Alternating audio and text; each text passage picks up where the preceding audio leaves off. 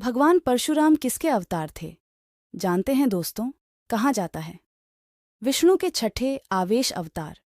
भगवान परशुराम का जन्म सतयुग और त्रेता के संधिकाल में वैशाख शुक्ल तृतीया के दिन रात्रि के प्रथम प्रहर प्रदोष काल में हुआ था। वैशाख मास के शुक्ल पक्ष की तृतीया तिथि को पुनर्वसु नक्षत्र में रात्रि के प्रथम प्रहर में 6 उच्च के ग्रहों से युक्त मिथुन राशि पर राहु के स्थित रहते माता रेणुका के गर्भ से भृगु आर्षि के कुल में परशुराम का प्रादुर्भाव हुआ था। आर्चीक सत्यवती के पुत्र जमदग्नि रेणुका के पुत्र परशुराम थे। आर्चीक की पत्नी सत्यवती राजा गाधी प्रसेनजित की पुत्री और विश्वामित्र आर्षि विश्वामित्र की बहन थी। परशुराम सहित जमदग्नि के 5 पुत्र थे। परशुराम को शास्त्रों की शिक्षा दादा आर्चीक, पिता जमदग्नि तथा शस्त्र चलाने की शिक्षा अपने पिता के मामा राजर्षि विश्वामित्र और भगवान शंकर से प्राप्त हुई। च्यवन ने राजा शर्याति की पुत्री सुकन्या से विवाह किया। परशुराम योग, वेद और नीति में पारंगत थे। ब्रह्मास्त्र समेत विभिन्न दिव्यास्त्रों के संचालन में भी वे पारंगत थे। उन्होंने महर्षि विश्वामित्र एवं आर्चीक के आश्रम में शिक्षा प्राप्त की। परशुराम के शिष्य त्रेता युग से द्वापर युग तक परशुराम के लाखों शिष्य थे।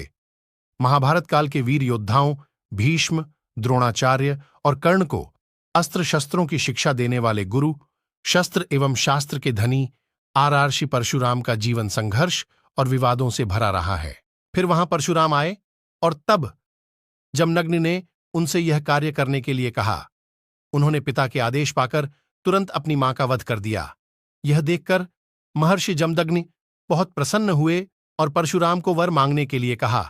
तब परशुराम ने अपने पिता से माता रेणुका को पुनर्जीवित करने और चारों भाइयों को ठीक करने का वरदान मांगा। साथ ही उन्होंने कहा कि इस घटना की किसी को स्मृति न रहे और अजेय होने का वरदान भी मांगा। महर्षि जमदग्नि ने उनकी सभी मनोकामनाएं पूरी कर दीं। माता रेणुका कोंकण नरेश की पुत्री थीं। कहते हैं कि वे कलिकाल के अंत में उपस्थित होंगे। ऐसा माना जाता है कि वे कल्प के अंत तक धरती पर ही तपस्यारत रहेंगे। पौराणिक कथा में वर्णित है कि महेंद्रगिरि पर्वत भगवान परशुराम की तप की जगह थी और अंततः वह उसी पर्वत पर कल्पांत तक के लिए तपस्यारत होने के लिए चले गए थे। कहते हैं कि वे कलिकाल के अंत में उपस्थित होंगे।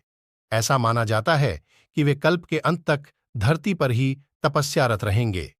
पौराणिक कथा में वर्णित है कि महेंद्रगिरि पर्वत भगवान परशुराम की तप की जगह थी और अंततः वह उसी पर्वत पर कल्पांत तक के लिए तपस्यारत होने के लिए चले गए थे।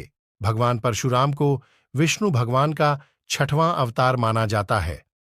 उन्हें 8 चिरंजीवी पुरुषों में एक माना जाता है।